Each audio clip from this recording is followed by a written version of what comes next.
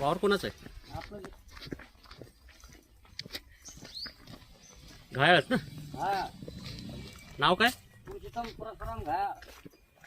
नमस्कार मित्रांनो, परत एकदा स्वागत आहे सर्वांचं आपल्या यूट्यूब चॅनलमध्ये. आज आपण आलोय परत गायखेड गावात, तालुका लोणार, जिल्हा बुलढाणा. पुरुषोत्तम घायाळ यांच्या शेतामध्ये, त्यांच्या शेतातल्या विहिरीमध्ये एक सायाळ म्हणजेच साळींदर विहिरीत पडलेलं आहे. त्याला बाहेर काढण्यासाठी आपण आलो. एका नवीन जनावराचा रेस्क्यू पाहायला मिळेल थरारक. शेवटपर्यंत व्हिडिओत बनवून राहा. Stay tune.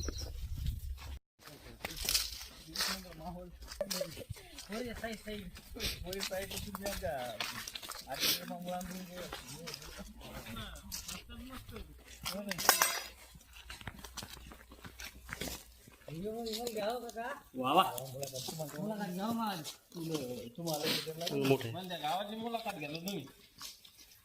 भरपूर खाली आहे. 5 फूट म्हणलं पाणी उपसलं नाही. त्या पाणी चालू भरलेले वाटते की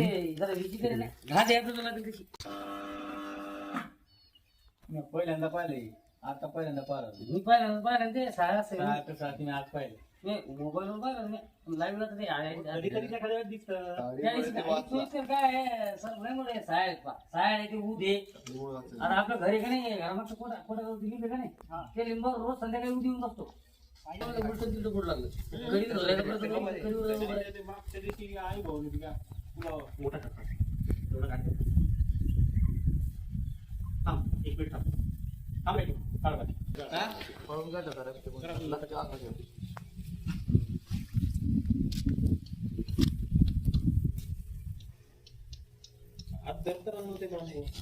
शेतात बिकत नसतं का गैरसमज.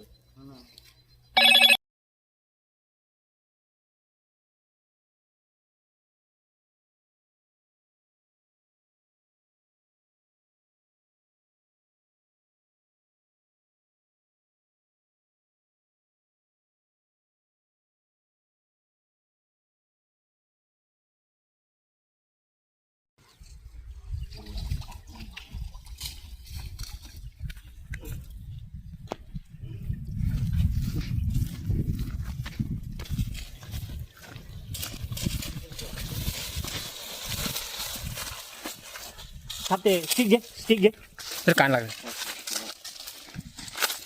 स्टिक बी काढते.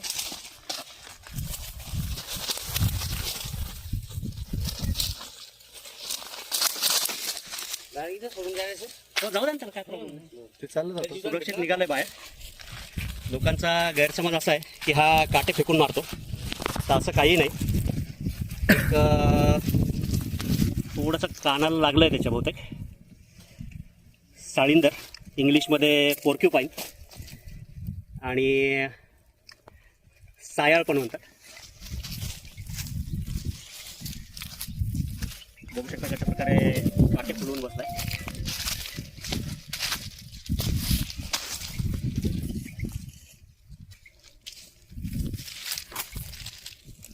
अर्धीवरच आणि कॉर्निवरच दोन्ही आहे, म्हणजे मांसाहारी आणि शाकाहारी दोन्ही पण. साया ते आपला गेला बांबू त्यांनी आमच्या का बघा बरंच बहुतेक काल रात्रीपासून पडलेलं असल्यामुळं दमलेलं आहे. सर परत जाईल. कोणीकडे काढायचं? इकडे काढून देऊ का? काय अडचण नाही. मोठा नाही, आता हे राहते सगळीकडे, एकाच जागी बसून राहणार नाही.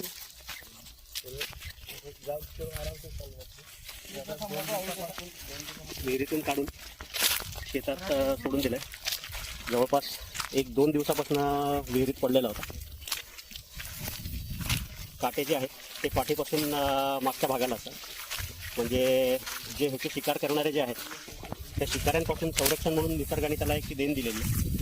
त्याच्या जवळ गेलं किंवा त्याला पकडायला जर गेलं तर काटे फुगवून तो स्वतःला प्रोटेक्ट करतो. मान जी आहे ती थोडीशी खाली घालतो. असते का सरी?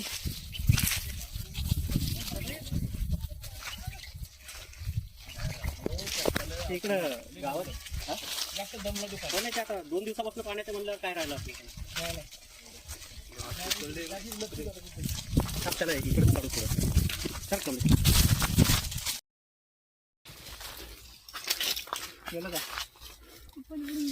हे आहेत गणेश भाऊ, या ना. जिथनं ज्यांनी आपल्याला फोन केला होता की सायाळ पडला विहिरीत, कधीपासून दिसलं होतं? सकाळी मी घरी पाणी भरासाठी मोटर चालू करायसाठी गेलतो. हां हां. सकाळी एकदम ते माझ्यावर पाण्याचा असं भिस्कारल्यानं झालं. बरं मग ते असं जीव त्याचा तर बुडाला. मग मी काय केलं, वरून एक बांबू घेतला. बरं तर तरंगासाठी म्हणजे सहाऱ्यासाठी त्याला मी खाली बांबू टाकला. बरं. त्यानंतर आमच्या गावच्या सरपंचाला फोन लावला, की नाही गावले. म्हणलं "भाऊ, तुमचा काय नंबर मारू नाही, सरांना फोन लावा, त्याला रिसिव्ह करा." चला, आता आपल्याला जे आता आपण दरवेळेस ह्या गोष्टीवर बोलतो की निसर्गाचा आपल्याला समतोल राखायचा आहे. जेवढा जगायचा अधिकार आपल्याला आहे तसंच निसर्गातल्या प्रत्येक किड्याला, प्रत्येक जीवालाही आहे. तर काळजी घ्या. आता सगळ्यात महत्त्वाचं म्हणजे कसं आहे की आपल्या ज्या जमिनीलगतच्या ज्या विहिरी आहेत ना, त्या थोड्याशा धोकादायक आहेत. हे फक्त जनावरांसाठीच नाही, हे आपल्यासाठी सुद्धा एखादं धोकादायक ठरू शकतं. तर थोडंसं माझं असं दरवेळेस प्रत्येकाला सांगणं आहे की विहिरीची थोडीशी हाईट घ्या, जेणेकरून असा कुठला अपघात घडणार नाही. ठीक आहे. सांगितलेल्या गोष्टींची थोडंसं आपण व्यवस्थित जर ह्या सगळ्या व्यवस्थित जर केल्या तर निसर्गाचाही समतोल व्यवस्थित राखलं. हेही जे जनावर आहे तिथलं जे काय म्हणतात त्याला, जी बायोडायव्हर्सिटी जी जैवविविधता जी आहे त्याच्यामध्ये फार महत्वाचं समतोल राखण्याचं काम हे जनावर करतात. तर हेही जगले पाहिजेत. ठीक आहे. धन्यवाद.